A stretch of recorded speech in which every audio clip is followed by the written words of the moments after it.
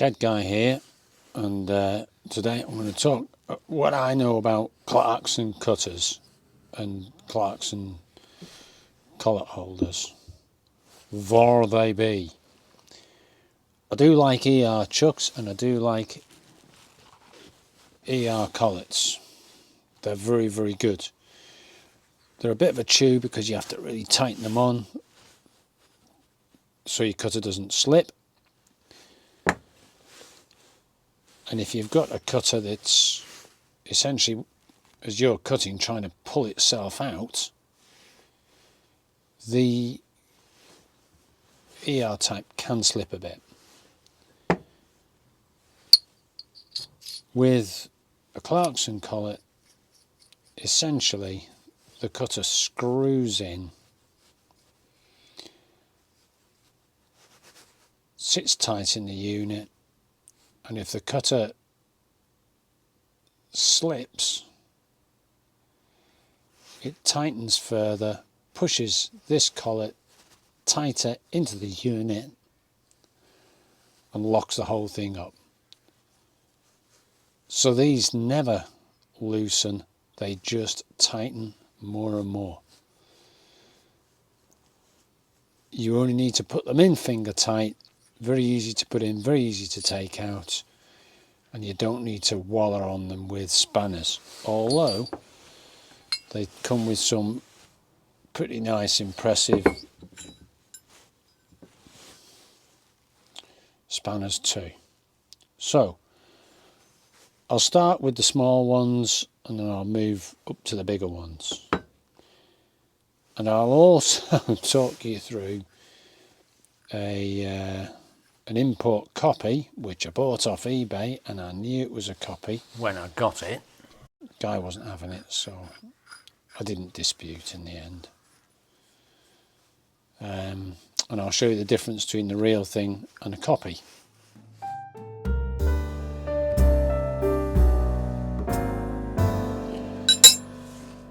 Okay, so when you go to Fleabay and try and buy these, they come in green tin boxes and blue tin boxes. Inserts inside the boxes.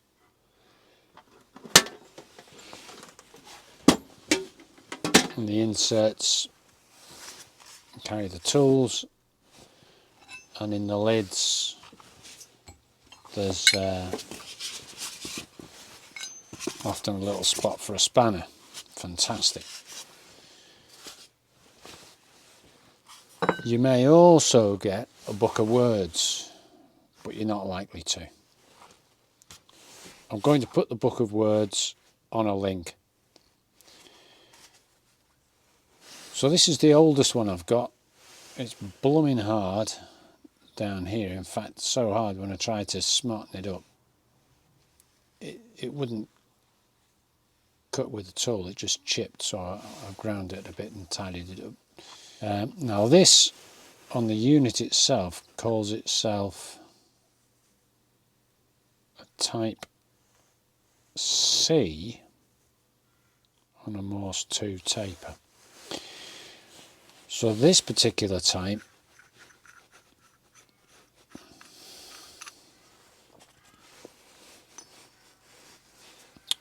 you have a sleeve which goes inside. The sleeve's got just a plain end, an end with a taper in it. The taper at this end, which engages the taper on the nose of the collet. Now these are tight.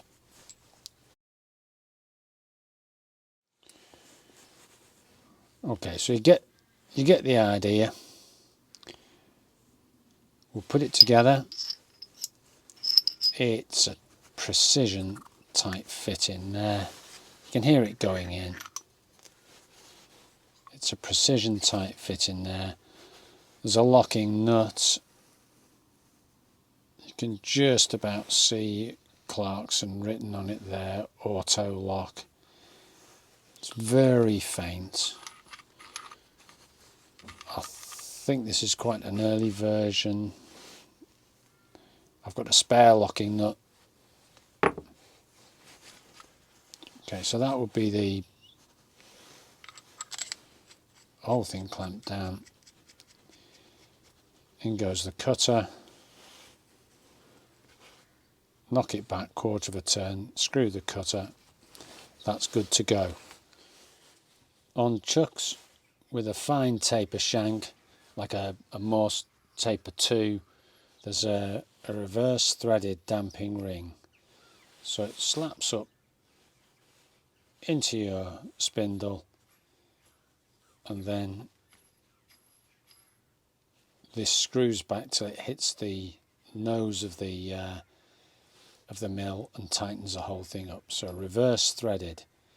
And you'll find that those have quite often been jammed on tight down the other way, and they're an absolute pain when they do that, because they really tighten up.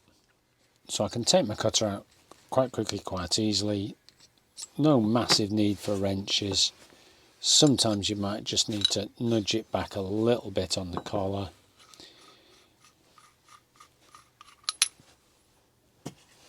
If I'm short of space, I've got a smaller diameter collar, which will give me a little bit more room. I can leave the damping ring off, and that's the smallest I can get my chuck to go. The collar is prevented, now this will be tight to get out. Yeah, there you go. The collar is prevented from spinning in this instance by 2 spigots, which engage with 2 holes right down deep inside, and there's a marking to show you which way around to put your collet in. And right in the bottom, the centering device is just a very hardened tapered pin, and these are a press fit. All right, if you want to get them out, you're going to need to use a hydraulic press. I tried whacking them out with a hammer and it just didn't happen. So that's actually a fancy piece of something or other named steel. And boy oh boy, in the press I had to give that rock all. Okay, so this says it's a Type C. The book of words, which describes the chuck very well, says it's a Model B. It's not showing the damping ring because this is on an Int 50 or something big, but it does show the press out centre, and the centres on these type of chucks, because of the locating lugs inside, are smaller than the press out centres on the S type. This chuck will come with we'll take sizes 1/4, 3/8, half and 5/8, but it also takes metric, and if it is metric, it's got a little groove in there, but I've only ever found 2, so I've got a 10 and a 6. Okay, so that's, according to the book, a B type, but it says it's a C type on it. B type this might have been an older version. Who knows?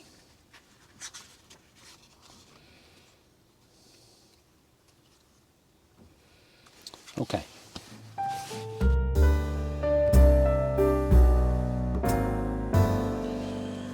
Right, moving on.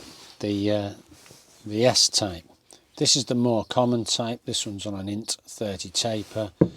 This one's on a Morse 2 taper. Again, it's got the damping ring. Both of these run to a 3/8 Whitworth drawbar. The S type is certainly the more common. so it's easier to get the parts for it. The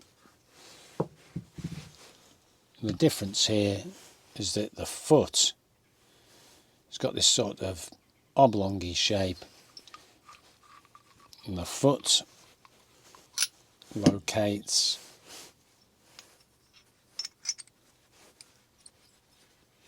inside the chuck. Again, this is in metric, so it's got a line round the collet. Your metric collet sizes come as 6, 10, 12 and 16, and when you get the real thing, it's probably going to have some manufacturer's laser printing on it. Just about see that. So imperial sizes come as, that's a real belter, that one. 1/4, 3/8, 1/2 and 5/8. The centre is a large diameter because it's located. It doesn't have the 2 lugs that it has to locate to, so it's a larger diameter. And that stuff's right up the base of the cutter.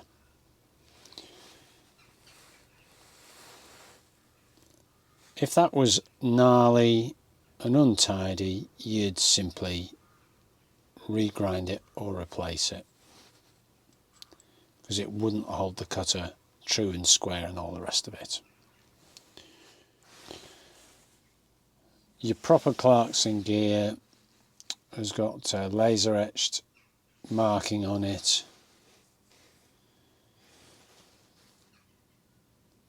and a laser etched description of what it is and what it does. Okay, and on the locking nut it tells you what it is. And so to a copycat, this, and I scrawled on it to remind me when it's in the mill how to use it. It's on a 10mm drawbar.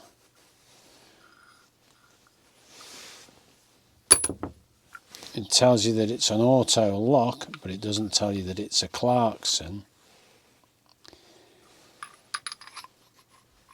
When it goes together, it took ages to get it worn in and to, I had to fit it up. And it hasn't got the details written on it, and it's got the wrong drawbar. It's not a Clarkson. Oh, I took the centre out of this one. There it is, there's the centre out of that one. And that'll just go back in there. And that will probably never come out again. Alright, so that pushes tight as hell. It doesn't take, that won't budge. It's been made nicely. You can see it's got a fancy grind pattern, but you don't see that on the real thing. So compare and contrast. Real thing, copycat, painted black, black ring, all hardened, polished steel. They both had the same run out. The Clarkson is nicer in the hand, but they both work. So we've done compare and contrast on the collet chucks. That's a proper spanner. There's a bandit spanner. It was okay stuff. But what I've done, when this is up in the chuck, sometimes having to go over the end of a cutter, if I just need to take a little snick off, it's a bit of a nuisance. You can struggle to get in.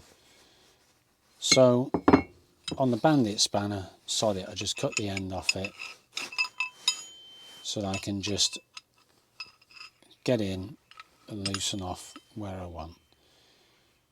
Would I slice that to pieces? I don't need to now, do I? No, I probably wouldn't. I'd probably make that. It just seems a pity to ruin a proper tool. Your Type S on the 30 int or your int 30 taper, it's solid and stout and it doesn't need the damping ring. I don't use a damping ring that much anyway. I'm not, you know, I can't take heavy cuts with my machines, so it doesn't need it. But again, it tells you what it is. And you can just to say, read it. Laser etched into the surface. Just about read it. When you get the genuine collets, they'll come in a little blue box, hopefully wrapped in a rust inhibiting paper. And if you wait long enough and look out, you probably get a set of them, new old stock. Again, eBay.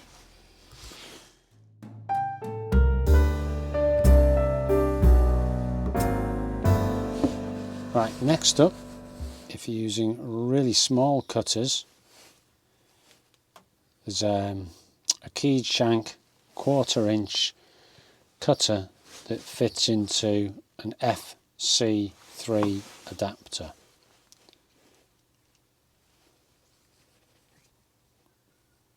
Precision fit.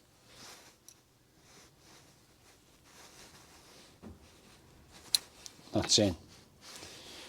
And this screws up into your Type S.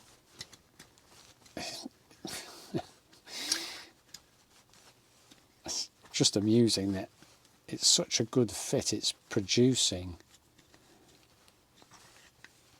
an air piston effect. I can't screw it in because there's an air piston, and when it unscrews,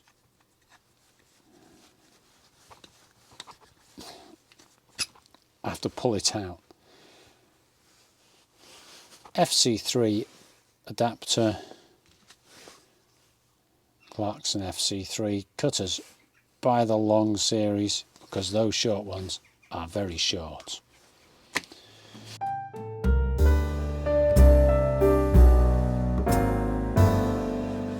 So, when life gets a bit more serious and you want to start facing something off with a pretty chunky face mill, high speed steel, blooming sharp, and put that down. You're going to go up a size and get a hold of your Clarkson Dedlock. This is a Dedlock 150.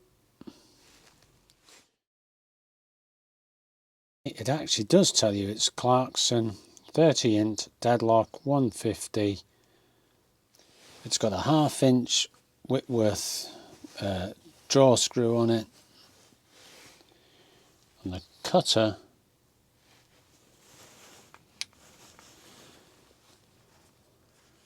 screws in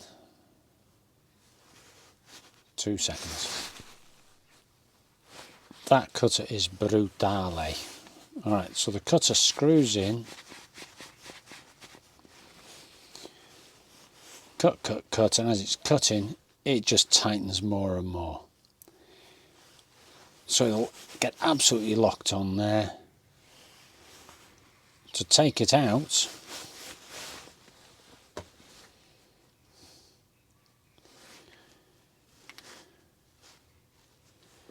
you're going to just take a little 1/4 turn on that lock nut,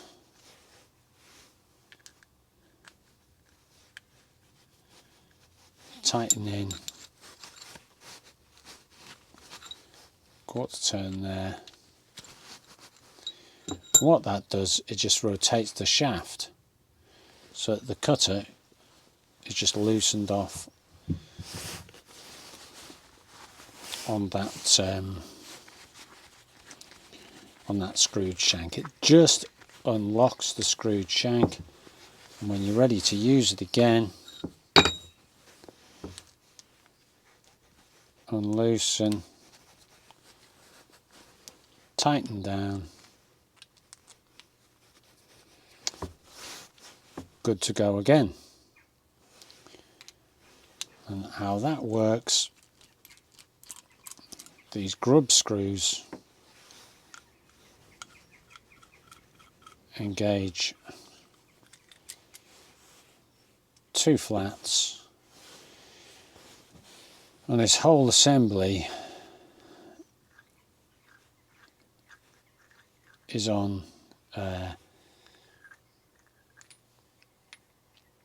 well, it's a thread, but it's got a number of starts, and I'm going to count them. Right.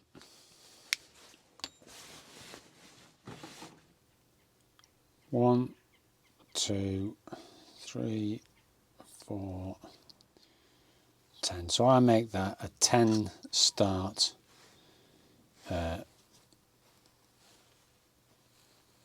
thread. So it's like a 10 start, it's a square section thread. Doesn't take much screwing in to get this to go down, so it rapidly engages. There's a helpful little blip there on the face, and if you mark blip to blip, in theory you've got to take a few times to get it right, because otherwise that's slightly off. So I'll fiddle around.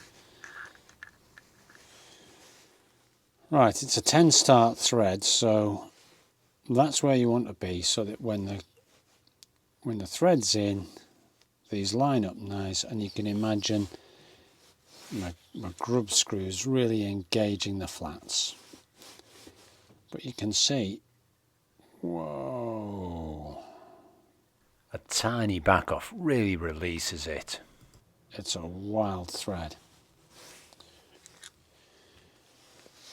When I put this to bed, I've made a protective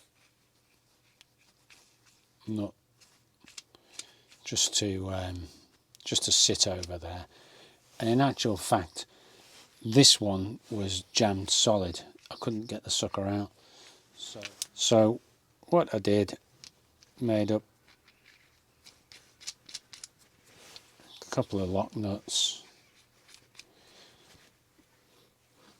backed them right onto each other, and then I had enough that I could get that to come out. Okay, just for giggles, everyone sort of buys things off the internet and they turn out smaller than you imagine, and I saw a couple of cutters that came with a holder, and I thought, great, I'll buy those. They turned out to be bigger than I'd imagined. This is a Dedlock 200, and it's a thumper. It's the same design but big. This is int 30, and this is Dedlock 200, 50 int, or I think it's 50 int. Same deal, you know. Just brilliant engineering.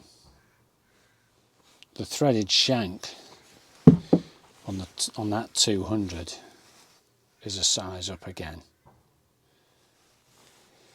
So on my Clarkson 150, that's a 3/4 BSF thread, and you know, you get some pretty decent sized cutters. In fact, you know, the cutters will come in a nice pretty Clarkson Dedlock cutter box.